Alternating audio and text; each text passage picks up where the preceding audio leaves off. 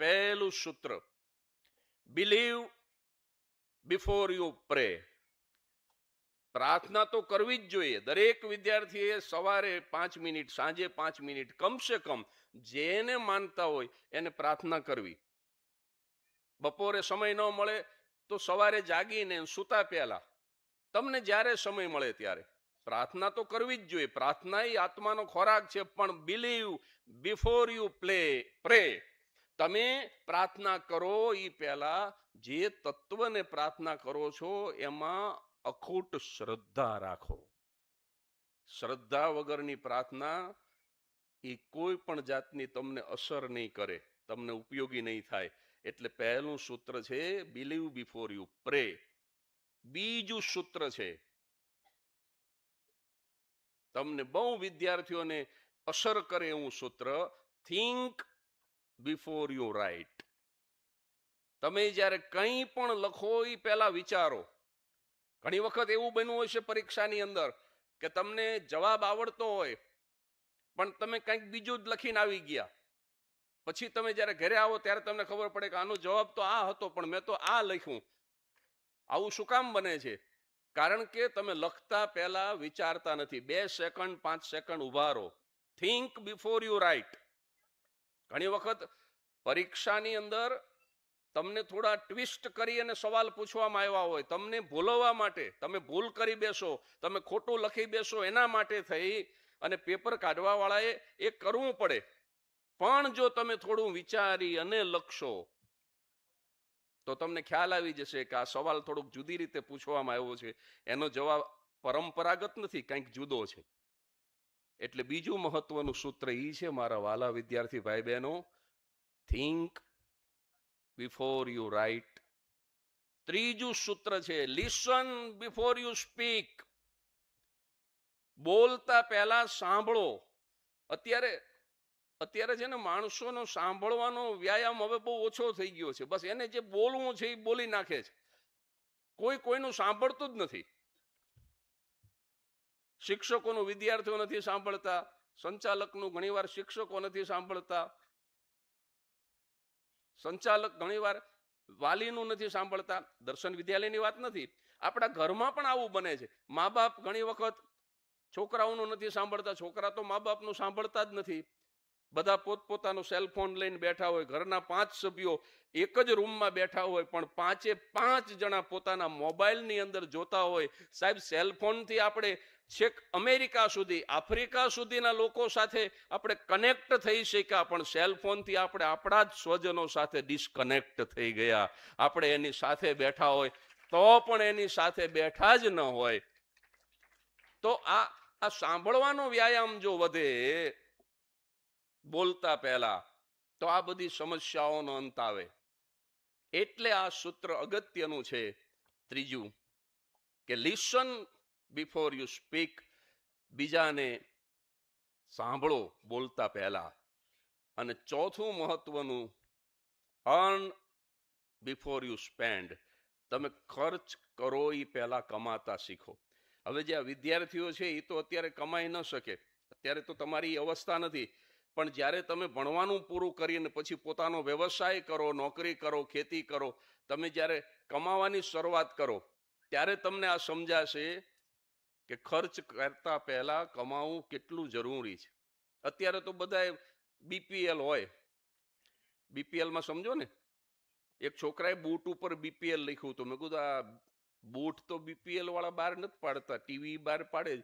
મને કે ના, મેં પોતે લખ્યું. મેં કીધું કેમ બીપીએલ લખ્યું? મને કે બીપીએલ એટલે બાપાના પૈસે લેર.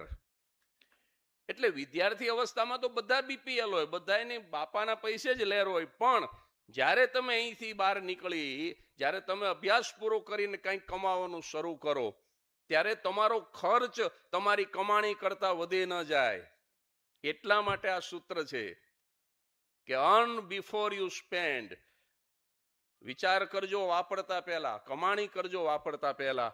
એ ચોથું સૂત્ર છે. પાંચમું સૂત્ર છે એ ખૂબ અગત્યનું છે, ટ્રાય બિફોર યુ ક્વિટ. તમારા જીવનમાં હજી આ પરીક્ષાઓ છે ને, આ બધી 10મા 12માની એ તો બહુ નાની પરીક્ષા છે. સાચી પરીક્ષા તો લગ્ન પછી શરૂ થાય છે. ડગલે ને પગલે પરીક્ષા થાય છે. અનએક્સપેક્ટેડ ડેટમાં પરીક્ષા આવશે. અત્યારે તો કાનાણી સાહેબ આપી દે છે તમને કે ફલાણી તારીખે ગણિતની પરીક્ષા લઈશું, ફલાણી તારીખે અંગ્રેજીની લઈશું, ફલાણી તારીખે અમે આ લઈશું. પછી જે પરીક્ષાઓ આવશે તમને ખબર પણ નહીં હોય કે પરીક્ષાની ડેટ કઈ છે, પરીક્ષાનો ટાઈમ કયો છે અને કયું પેપર છે. ઓચિંતા અનએક્સપેક્ટેડ હર્ડલ્સ તમારી જિંદગીમાં આવશે. સાચી પરીક્ષા તો અભ્યાસ પૂરો થાય પછી શરૂ થાય. અને એ વખતે તમે જ્યારે કોઈ પણ વસ્તુ છોડી દો, તમે જ્યારે એની અંદર જેને કહેવાય ને કે લાચારીથી કોઈ પણ વસ્તુ છોડતા પહેલા, શરણાગતિ સ્વીકારતા પહેલા તમે કોશિશ તો કરો. એટલા માટે કીધું છે કે ટ્રાય બિફોર યુ ક્વાઇટ. એક જ પ્રસંગ કહું મારા વાલા વિદ્યાર્થી ભાઈ બહેનો, એક જ મિનિટમાં એક જ પ્રસંગ કહું, પણ તમે જીવન પર યાદ રાખજો. એક આંધળો યુવાન, પ્રજ્ઞાચક્ષુ યુવાન મરવા માટે જતો હતો. કાજી સાહેબ એને જોઈ ગયા, એને પૂછ્યું કે આજ તારી ચાલવાની સ્ટાઇલ થોડીક જુદી છે, ઊભો રે ભાઈ, તું ક્યાં જાસ? તો કે હું મરવા જઉં છું. કે કેમ મરી જવું છે? તો કે હું આંધળો થઈ ગયો. આ દુનિયા, આ રંગીન દુનિયા હું જોઈ નથી શકતો. આ રૂપાળા ચહેરા, આવા રંગબેરંગી વસ્ત્રો, દીકરીઓ સરસ મજાની સરસ્વતી વંદના કરે, પણ હું તો કશું જોઈ જ નથી શકતો. સરસ્વતીની મૂર્તિ નહીં, રંગ નહીં, દુનિયા નહીં, ફૂલ નહીં, મરી જવું છે મારે. અને ત્યારે કાજી સાહેબે કીધું કે મરવું હોય તો તું 5 દિવસ પછી મરી શકીશ, મહિના પછી મરી શકીશ, પણ એક વખત જીવવાની કોશિશ તો કરીજો. એ કોશિશ તો કરીજો. એક વાક્ય. મારા વાલા વિદ્યાર્થી ભાઈ બહેનો, દર્શન વિદ્યાલય જ્યારે આજે ટોપ ઉપર છે અને હજી આનાથી પણ વધારે હું ભવિષ્યમાં આ સંસ્થાને આગળ જવા માટે થઈ અને હું ભગવાનને પણ પ્રાર્થના કરી રહ્યો છું અને મહેશભાઈ કટિબદ્ધ છે કે આ સંસ્થાને હજુ આથી વધુ આગળ લઈ જવા માટે. ત્યારે આ એક વાક્ય યાદ રાખજો, તું કોશિશ તો કરીજો. સીધા તમે ક્વિટ ન કરશો. અને સાહેબ કાજી સાહેબનું એ વાક્ય એ પ્રજ્ઞાચક્ષુ યુવાનને અસર કરી ગયું કે તું જીવવા માટેની કોશિશ તો કરીજો. અને સાહેબ એને કોશિશ કરી તો કેવી કરી? 1 વાર નહીં, 2 વાર નહીં, 3 વાર નહીં, લગભગ 7 કે એનાથી વધારે વખત એ યુવાન પીએચડી થયો. ઇજિપ્તના કેરોની અંદર એને અનેક પુસ્તકો લખ્યા. ઇજિપ્તની યુનિવર્સિટીના એ પ્રાધ્યાપક તો થયા પણ ડીન થયા. અને તમને જાણીને આનંદ થશે, 1 વાર નહીં કણસાગરા સાહેબ, 2 વાર નહીં, 10 વાર નહીં, 15 વાર નહીં, 21 વખતે યુવાન નોબેલ પ્રાઇઝ માટે નોમિનેટ થયા. જે મરવા માટે થઈને જતા હતા એ યુવાનની વાત કરું છું. અને આ વ્યક્તિ એટલે ડોક્ટર તાહા હુસેન. આ કાર્યક્રમ પતે પછી મોબાઈલમાં સર્ચ કરજો, ગૂગલમાં, ડોક્ટર તાહા હુસેન. તો તું કોશિશ તો કરીજો. દરેક વિદ્યાર્થીને હું કહેવા માંગુ છું કે શરણાગતિ ન સ્વીકારો, મારાથી આ નહીં થાય એવું ન વિચારો, કોશિશ કરો. અને એટલે 5મું સૂત્ર બહુ અગત્યનું છે કે ટ્રાય બિફોર યુ ક્વિટ. અને 6થું અને છેલ્લું સૂત્ર છે લીવ બિફોર યુ ડાય. મરતા પહેલા જીવી લ્યો વાલા. મરવાનું તો બધાને છે, પણ મરતા પહેલા જીવી લ્યો. નહીતર ઘણી વખત શું બને, ઓશોનું એક વાક્ય છે કે ये बात बड़ी नहीं है कि मृत्यु के बाद जीवन है कि नहीं, लेकिन अहम बात तो ये है कि जब तक आप मरे नहीं उससे पहले आप जिंदा है कि नहीं. તમે મૃત્યુ પહેલા જીવો છો કે નહીં એ અગત્યનું છે સાહેબ. મૃત્યુ પછી જીવન છે કે નહીં એ અગત્યનું નથી. અત્યારે વૈજ્ઞાનિકો તપાસ કરે છે કે મંગળ ઉપર પાણી છે કે નહીં, મંગળ ઉપર માનવીનું જીવન છે કે નહીં. પણ સાહેબ એ તો વૈજ્ઞાનિકો છે ને એને તો આ બધું કરવાનું જ હોય. પણ હું તો એમ કહેવા માંગુ છું એક કલાકાર તરીકે કે મંગળ ઉપર જીવન છે કે નહીં એ ગોતવાની જરૂર નથી. જીવનમાં મંગળ શું છે એ ગોતી લે ભલા માણસ. જીવનમાં શું જીવવા જેવું છે, શું મંગળ છે જીવનમાં. જૂના જમાનામાં શું હતું ભરતભાઈ?